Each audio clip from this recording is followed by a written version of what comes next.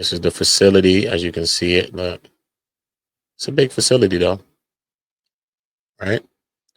So then I also want to see, but I do want to get back to this guy, Ian Bick. I think his name is Ian Bick. I do want to get back to Ian Bick because he was there as well. So let's hear more about some stories where Ian Bick was talking about how when he was getting housed there, and he also went through that little journey through Brooklyn. He came from, I think, where was it he was at? Can't remember, if it was Virginia or so, where he came through from a first location, first where he came from. But he ended up going through Brooklyn, just like Diddy went, and then going to Fort Dix right after. You know what I mean? And he actually got some inside plug to let him know that he was going to Fort Dix because he had some kind of a plug inside that actually let him know when he didn't have to get that information. So everybody, make sure you're dropping a like, make sure you're sharing the video. Hopefully this is informative, but I just want to see for us, for ourselves, like, what is it like? Let's hear some stories. Let's see the facility. Let's look at it. Let's see the grounds, whatever the case may be. Let's just start figuring out what this looks like on paper, at least on screen. If Diddy gets his request granted, if he has a whole nother thing that he got to deal with, and the judge gives him a whole nother place, and maybe his family got to travel farther, does that help his rehabilitation process? You know what I'm saying? You in jail, son. You done did a crime, so nobody cares if you feel good or nothing. You're going to have to rehabilitate. But I'm just saying, if you really want a person to rehabilitate, and he's in a close facility, close to his children, he could get a chance to see his children, and he's in all of these RDAP programs, and he's doing all the things that he has to do, treatment programs and such, maybe this can be an easier road to rehabilitation. So tell me what y'all thinking about that. Let's get back to the video, and we're going to actually see what Ian Bick is talking about. The Bureau of Prisons, Federal Bureau of Prisons, was there to pick me up and transport me. And I go back through the loading dock, and same process, only this time you're on a giant bus, and there's inmates from different prisons, from different detention centers, from county jails, all there, waiting to be transported to the next designation. And they picked me up, and they actually brought us to Danbury, my hometown, the Danbury Federal Prison, the notorious Danbury Federal Prison. And I thought I was getting off there, but I wasn't.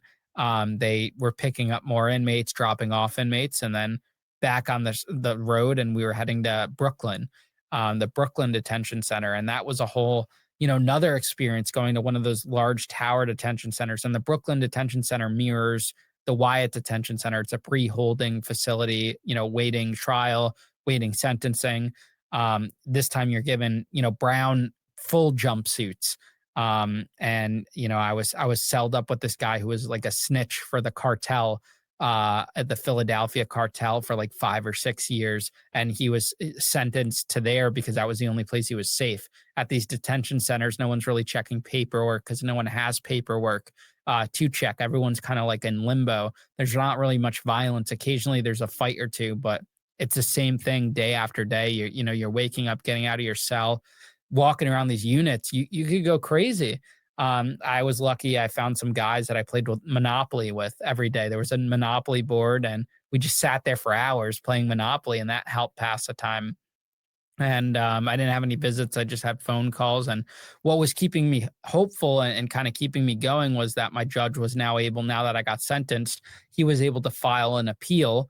You have to wait till you're sentenced to the Second Circuit Court, two appeals. One, notice of appeal for my case and the verdict, and two, for bond pending appeal. So it's common that you could, possibly, if you have a good appeal case, that you could get bond pending appeal. And we were confident that I would get that. And, every day I was calling him, hey, have you heard any news?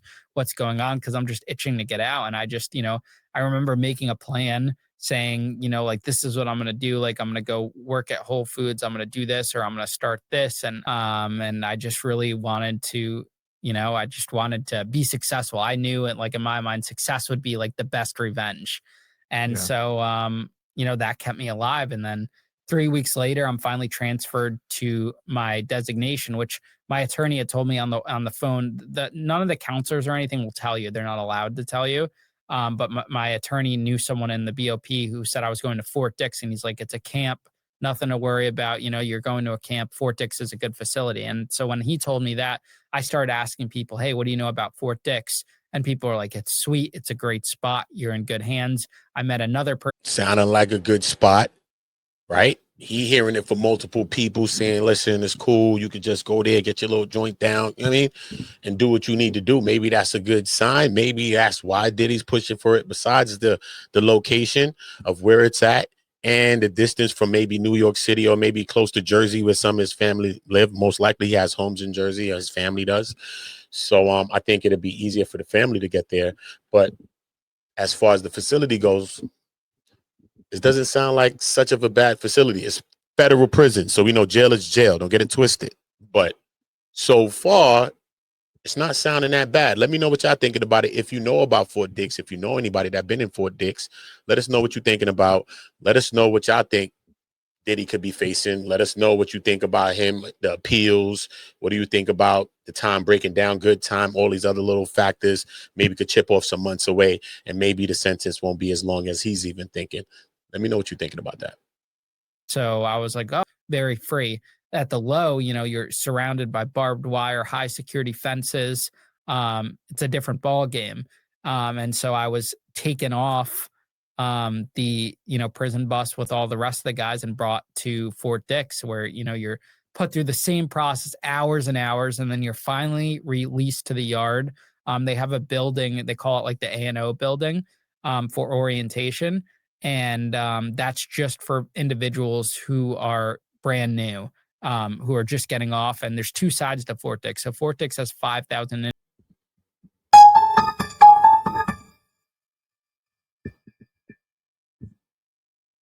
Listen, like he said, as long as you got to show your paperwork, if you ain't a chomo, is the word he used, or a rat. You know what I mean? So, if you're doing some weird activities, people will make you a target in there. All right, we understand Diddy got money. We get that too. So that factors in Diddy's favor. But listen to what I'm saying. Even though Diddy never had those men ever touch him, he wasn't touching the men, at least none of